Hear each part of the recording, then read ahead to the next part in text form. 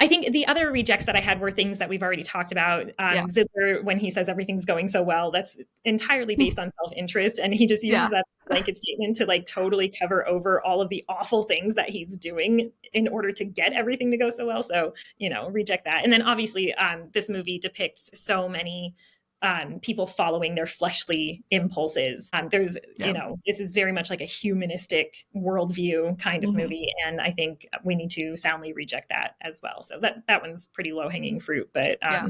you know, What about redeems? Got any redeems? um, a couple of redeems. I think one of the very first lines in the movie is the greatest thing you'll ever learn is just to Mm, love and be yeah. loved in return.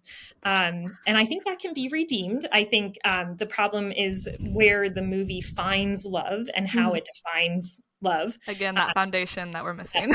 yeah, exactly. And I think for the Christian, the greatest thing we do get is the love of Christ, the sacrifice that Christ made for us, and the love of God through His grace and mercy, that we can call Christ our brother, and share in the salvation that He provided for us. So Yeah. yeah, it is the greatest thing we'll ever learn to love Christ and to be loved by Christ. But without Yeah. Christ as the foundation, then there's no point Yeah, to. I was thinking the same thing when you said I saw that that was one of your points, and I'm like, I'm just gonna bounce off of it. But like, literally, the greatest commandment is love. You know, the Mhm. greatest of these is love, and that's how he sums up all the commandments. You know, love of God and love of neighbor. Yep. And so the greatest of the, and then in the love passage in Corinthians, we have the faith, which we mentioned earlier, faith, hope. But again, the greatest of these is love. So Love. yeah, I think that's a very good redeem and kind of the whole point of this story. Yes. And Yep. that was, and even though it is again, it's a tragic ending, but he had a great love, and now he's going to tell people about it, and just kind of reminds me like God had this great love for us, right?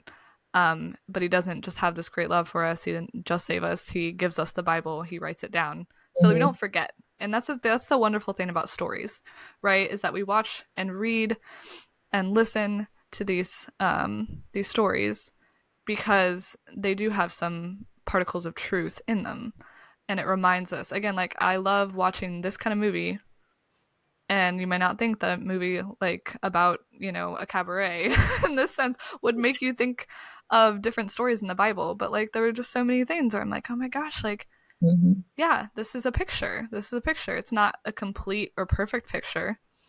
Like again, lots of stuff reject, but it's a picture Mhm. of what we can find in the Bible with God. Yep. We hope you enjoyed this snack-sized taste of popcorn theology. Check out the full episode using the link in the description. Subscribe on YouTube for more content. Follow and interact on social media to share with others. And remember, you are not a mindless consumer.